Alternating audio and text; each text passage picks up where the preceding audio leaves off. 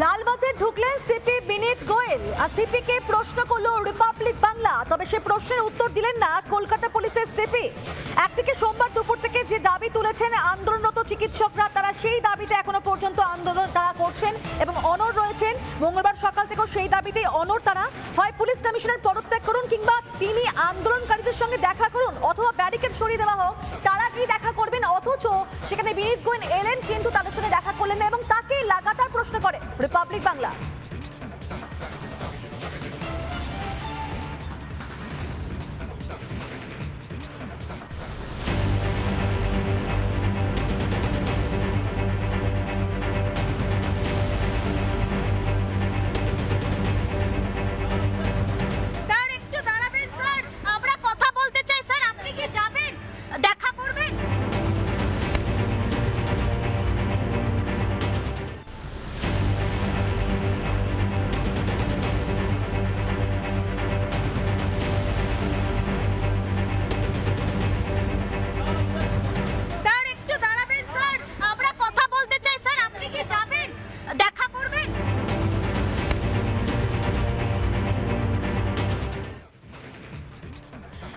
আপনাদেরকে সেই মুহূর্তে ছবি দেখালাম যখন সিপি লালবাজারে ঢুকলেন এবং সিপিকে লাগাতার প্রশ্ন করে রিপাবলিক বাংলা যে আপনি কি আন্দোলনরত চিকিৎসকদের সঙ্গে দেখা করবেন, কথা বলবেন। তাদের সঙ্গে কিন্তু প্রশ্নের কোনো উত্তরই দিলেন না কলকাতা পুলিশের সিপি।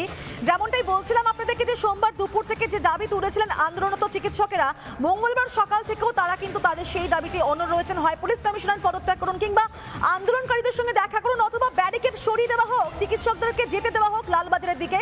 আর সেই দাবিতে তারা অনড় রয়েছেন। অথচ বিনীত গোয়েল সেখানে গেলেন কিন্তু তাদের সঙ্গে দেখা করলেন না, সোজা ঢুকে পড়লেন লালবাজারে।